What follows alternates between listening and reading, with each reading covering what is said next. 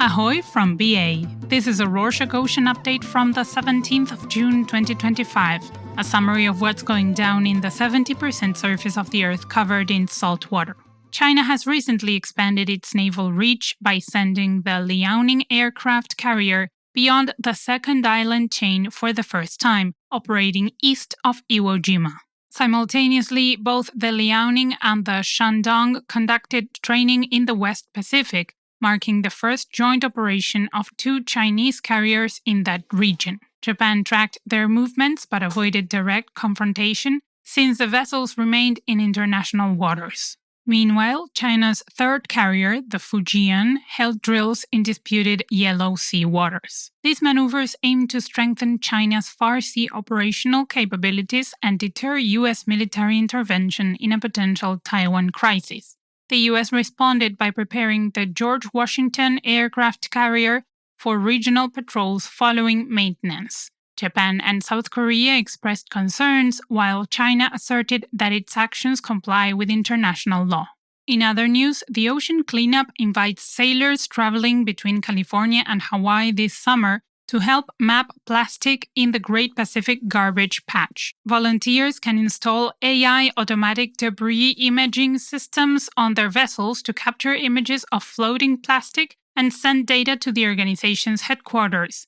Sailors can also deploy GPS trackers on ghost nets and abandoned fishing gear to help model their movements. These efforts will support targeted cleanup strategies. The ocean cleanup has already extracted over 1 million pounds of plastic waste from the Great Pacific Garbage Patch, which holds an estimated 100,000 tons of plastic. Let's sail to the Atlantic Ocean. A new study warns that a collapse of the Atlantic Meridional Overturning circulation, or AMOC, could cause extreme climate disruptions. Researchers modeled an 80% slowdown in a world 2 degrees Celsius or 36 degrees Fahrenheit warmer than pre-industrial levels and found that Europe could face severe winter cooling. London could experience temperatures as low as minus 19 degrees Celsius or minus 2.2 degrees Fahrenheit, while Oslo might drop to minus 48 degrees Celsius or minus 55 degrees Fahrenheit,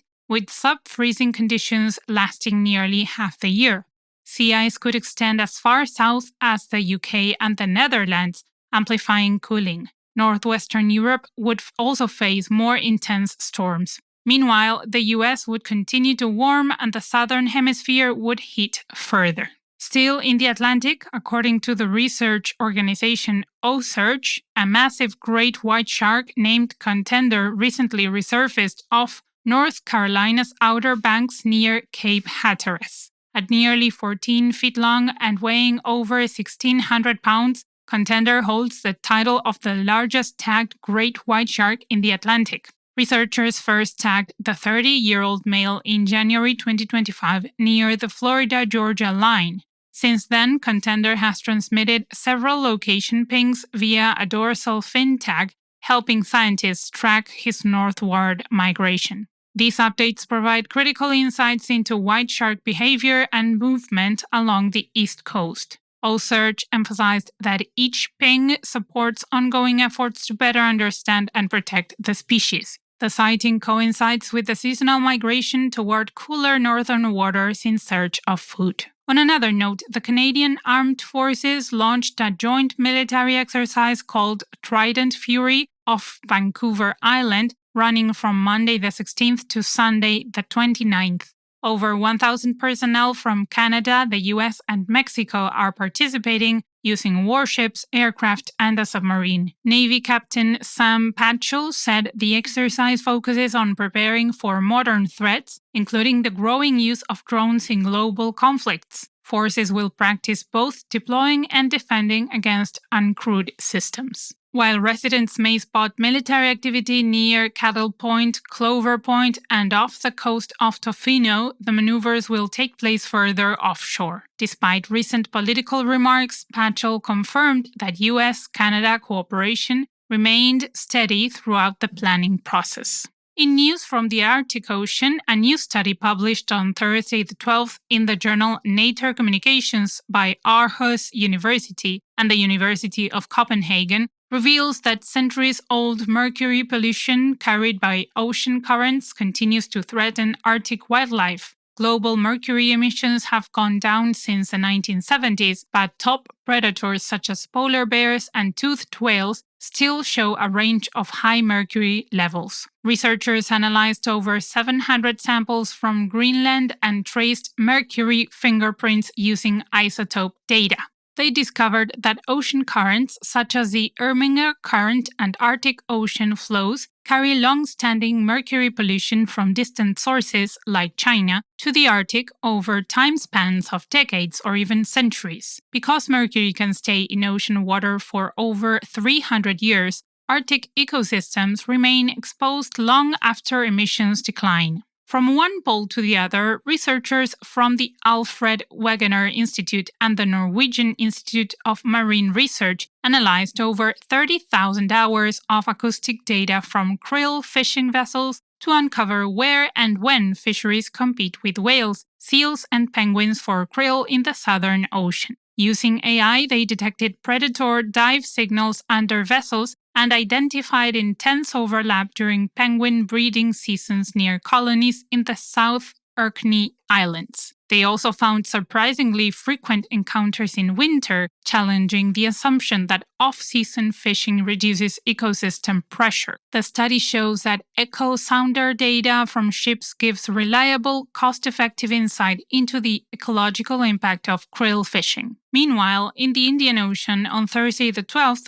all 23 members of the Panama-flagged bulk carrier Ranfan 3 safely escaped after the vessel began sinking in the Indian Ocean due to flooding in the cargo hold. The ship, built in 1997, was en route from Singapore to Togo when the incident occurred about 500 nautical miles south of the Maldives. The crew, 21 Vietnamese and 2 Myanmar nationals, abandoned the ship in life rafts. The nearby bulk carrier Maple Harbor, managed by Sea Transport Maritime, rescued the crew and then transported them to Port Louis, Mauritius, where they safely disembarked. South Korea's Ministry of Oceans and Fisheries confirmed the successful rescue. The cause of the flooding remains unknown. Next up, following Israeli strikes on Iran's military and nuclear leadership, commercial fishing in the Middle East now faces heightened risks. The UK maritime trade operations warned of potential escalation, especially in the Strait of Hormuz, though Iran has not yet targeted shipping. Non-state actors like the Houthis also threaten regional trade routes. Lars Jensen of the consultancy firm Vespucci Maritime said that even limited attacks can drive carriers away, which occurred in the Red Sea.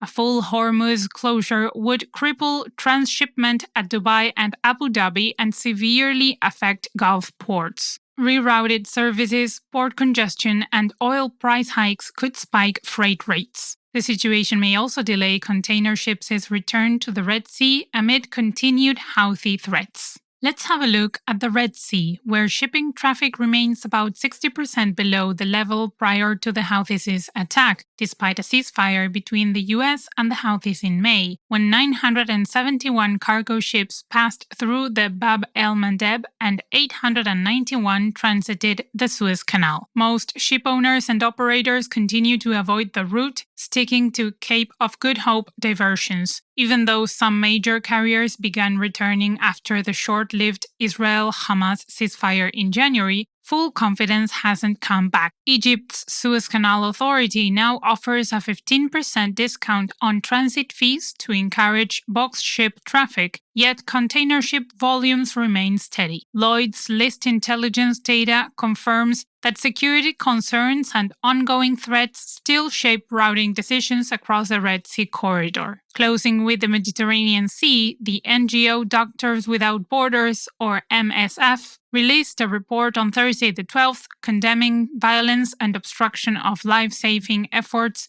in the central Mediterranean. The report, called Deadly Maneuvers, highlights how Italian laws like the Piantedosi Decree and distant port assignments severely restricted search and rescue operations, forcing the NGO to cease missions with the Geo Barents in December 2024. The organization rescued 2,278 people in 2024, half the number saved in 2023, yet urgent medical referrals increased by 14%, showing many survivors arrived in critical condition. Survivors reported violent interceptions and forced returns to Libya, where abuse and detention are common. The MSF accuses Italy, the EU, and the Libyan Coast Guard of colluding to push migrants back to dangerous conditions.